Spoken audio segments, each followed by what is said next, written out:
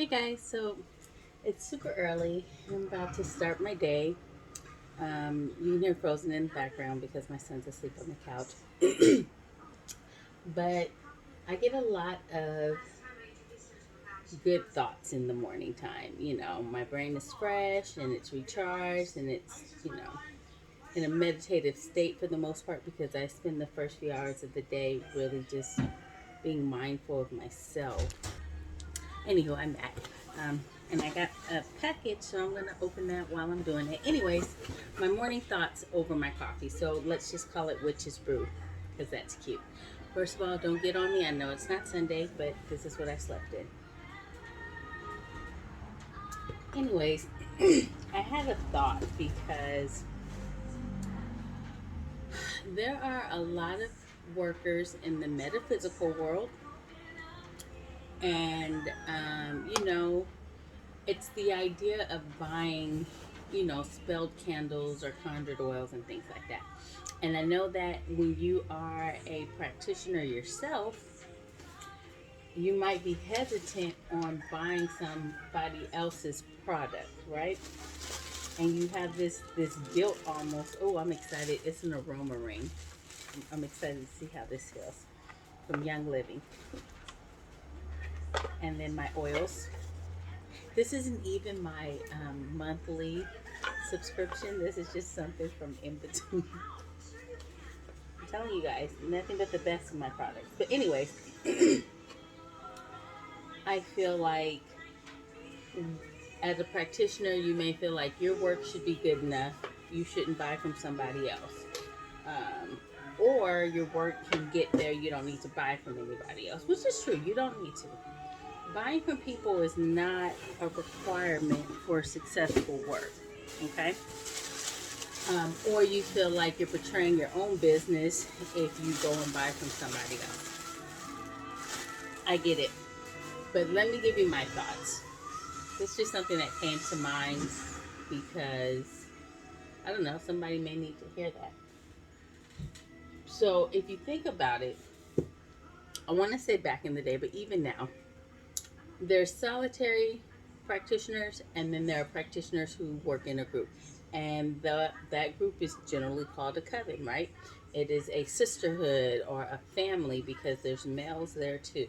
It's a family of practitioners who combine their strengths, who combine their, um, intense power together for one common goal. So you have a multitude of different energies being pulled, and usually, they're doing work for one person at a time in that group.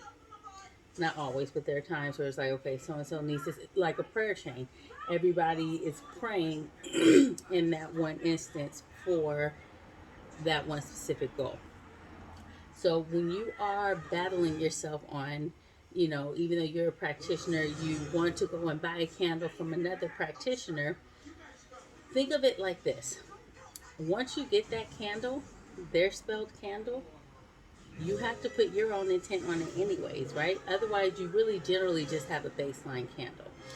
Um, you have to buy a candle to perform your work anyway. So if you're trying to perform something that really is um, urgent for you at the time, or you just want to make sure that that spell is strong, I see nothing wrong with buying another practitioner's candle because now you have that practitioner's energy on the candle, and then you then bring that candle and spell it yourself. Why not? It's like a solitary practitioner's shortcut to a coven. You know what I'm saying?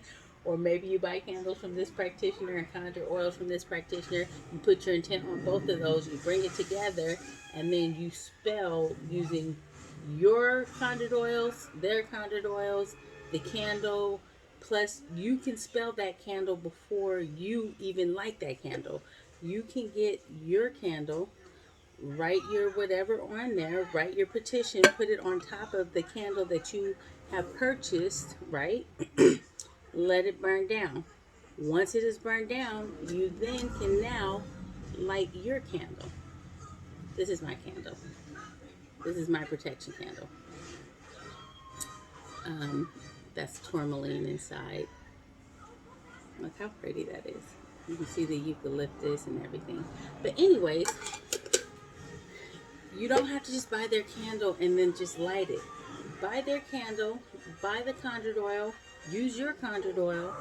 When you get the supplies that you ordered, put your intent on it, spell it yourself, spell the candle yourself with your spell work, with your sigils, with your energy before you light it as it comes. And now you have like a quadruple spelled candle. You know what I'm saying? And you have more than one energy put into this. I Reiki charge my candles too. See? I put that symbol in there just because I want this to,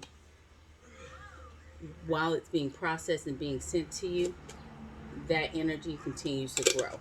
So that's why that's in there. And then on the bottom, you'll see your candle warning. But my whole point in saying that is don't feel guilt or feel like you're betraying yourself by purchasing somebody else's work.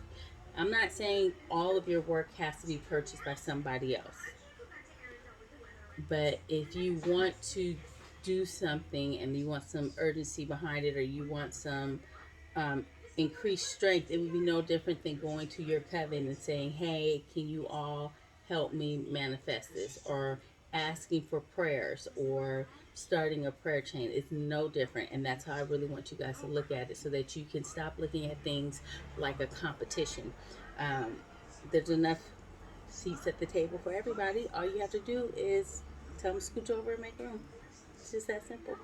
But I mean, I think that it would be silly to think that you have to take on the world by yourself. You have to do all this stuff by yourself. You don't. If you have help, you should utilize it. So that's all that I have to add to this. I feel like that was just a inspirational thought that I had this morning over my coffee, and I decided to share it. Oh, by the way, look at that. I just love the way that it moves when I move. It's new, guys. All right, see you later. Bye.